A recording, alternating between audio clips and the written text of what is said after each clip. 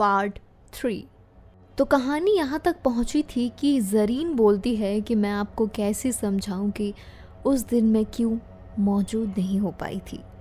तो आइए जानते हैं कि आखिर उस दिन ज़रीन के साथ ऐसा क्या हुआ था जो वो आ नहीं पाई थी।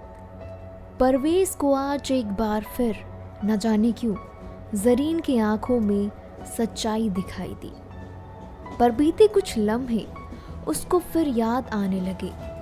खैर, दिल पे पत्थर रख कर उसने ज़रीन को बोला, देखो यहाँ बात करना मुनासिब नहीं है, पीछे का कोच पूरा खाली है, वहाँ सारी बातें करते हैं। इस पे ज़रीन बोली, लेकिन तुम्हारी ड्यूटी कौन करेगा?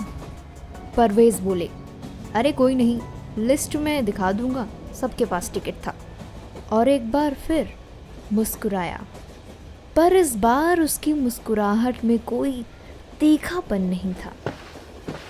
पीछे कोच में दोनों जाके इत्मीनान से बैठे।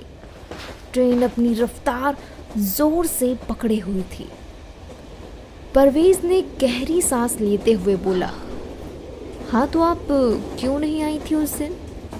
ज़रीन बोली, सब कुछ ठीक था, मैं तैयार होके हॉस्टल से निकल ही रही थी कि उस दिन मेरी ज़िंदगी का सबसे खूबसूरत दिन था। कितने खुश थे हम लोग। तभी अचानक मेरे घर से फ़ोन आया। हेलो अम्मी, क्या बात है? कि तेरे अब्बा की हालत बहुत ख़राब है, जितनी जल्दी हो सके तुम चली आओ, मेरा दिमाग काम नहीं कर रहा।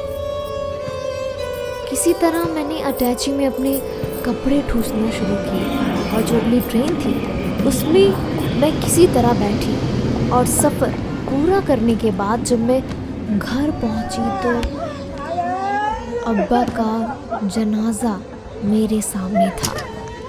मिट्टी उठने वाली थी। घर में मातम का माहौल था।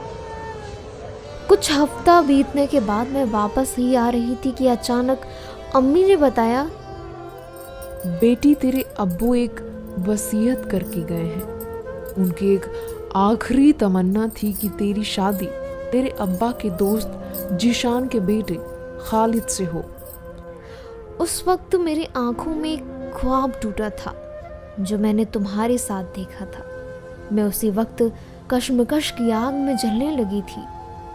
एक तरफ तो मेरे सपने थे और दूसरी तरफ एक बेटी होने का फर्ज। इतने में परवेज़ दिलचस्पी दिखाते हुए बोला, तो तुमने क्या किया? इस पे दिल में तमाम हसरतें दबाती हुई ज़रीन बोली, करती क्या? एक औरत की तकदीर में कुर्बानी देना लिखा है, मैंने वही किया। अपने ख्वाब को मरोड़ के मैंने उससे शादी कर ली। उस वक्त मैंने तो निकाह कबूल कर लिया था, पर शायद कुदरत को ये निकाह कबूल नहीं था। शादी के दूसरे महीने खालिद को अचानक से दिल का दौरा पड़ा और उसकी मौत हो गई। ये बोलने के बाद ज़रीन ने परवेज़ को जोर से गले लगा लिया और जोर जोर से सिसकियां लेने लगी।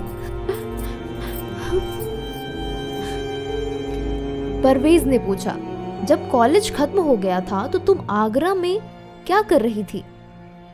इस पे ज़रीन बोली, अब्बा के जाने के बाद घर की माली हालत ठीक नहीं थी, इसलिए मैंने फैसला किया कि अब्बा का मदरसा मैं चलाऊंगी। इसके बाद कुछ देर का सन्नाटा रहा। जब ज़रीन के अश्क का समंदर रुका तो अपनी आंखों को अपने पल्लू से पोंछते हुए बोली, खैर तुम बताओ, उस दिन के बाद तुमने क्या किया?